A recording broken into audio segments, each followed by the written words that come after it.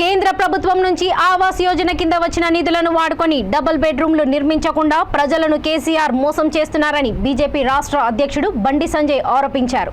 Kukatpally zonal కార్యాలయం వద్ద party ఆధ్వర్యంలో ప్రభుత్వ డబుల్ బెడ్రూమ్ల పేరుతో చేస్తున్న మోసాలకు నిరసనగా చేపట్టిన ఆత్మ గౌరవ దీక్షకు ఆయన సాంఘీభావం తెలిపారు.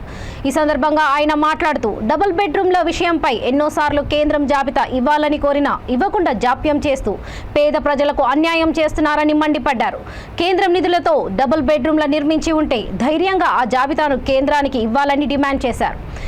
బీఆర్ఎస్ వైఫల్యాలను మోసాలను లేవనెత్తుతున్నారనే భయంతో తమ పార్టీ నాయకులపై కేసులు పెడుతున్నారని, ఎన్ని కేసులు పెట్టినా అడ్డుకోలేరని, బయట పెట్టలేరని వ్యాఖ్యానించారు. ధర్మం కోసం తమ పార్టీ నాయకులు కార్యకర్తలు నిరంతరం ప్రజల తరఫున పోరాటం చేస్తూ ఉంటారని గుర్తు చేశారు. రాబోయిన రోజుల్లో ప్రజల ఓట్లు బ్యాంకులతో కేసీఆర్ కు బుద్ధి చెబుతారని హెచ్చరించారు. ఈ కార్యక్రమంలో పార్టీ కుకట్పల్లి నాయకులు కార్యకర్తలు పాల్గొన్నారు. లేదా కేంద్ర ప్రభుత్వం నరేంద్ర మోడీ గారి ప్రభుత్వం ప్రధానమంత్రి ఆవాస్ యోజన కింద ఇచ్చిన ఇళ్లను వెంటనే పేదలకు అందించాలని ప్రధాన డిమాండ్ పేదల కోసం, పేద ప్రజల కోసం, పేదలకు గూడు కోసం ఈ దీక్ష చేస్తున్న 20 గంటల దీక్ష చేస్తున్నటువంటి మీ అందరూ కూడా నిజంగా ధన్యవాదాలు. రాష్ట్ర పార్టీ మంచి కార్యక్రమం.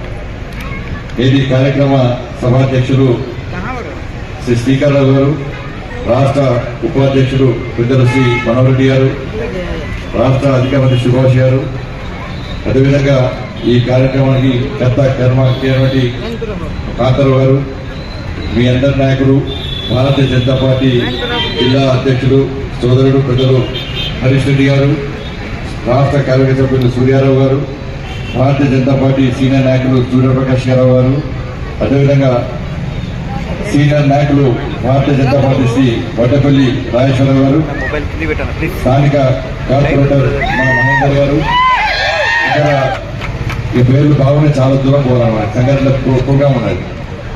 విద్యార్థ కార్యకర్తలకు కూడా నమస్కారం. మీరు దీక్ష చేయబట్టే అంటారా? నేను చాలా సందర్భాలు అడిగినాను. కేసీఆర్ సార్ ఎక్కడో బోరంపేట దుందివల్ల బట్టి అక్కడ పొమ్మంటున్నారు.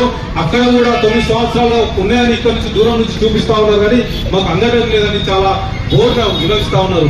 అలాంటి జీవనం ఈ రోజు కుకట్పల్లి ప్రాంతంలో మరి వాళ్ళు జీవిస్తారు.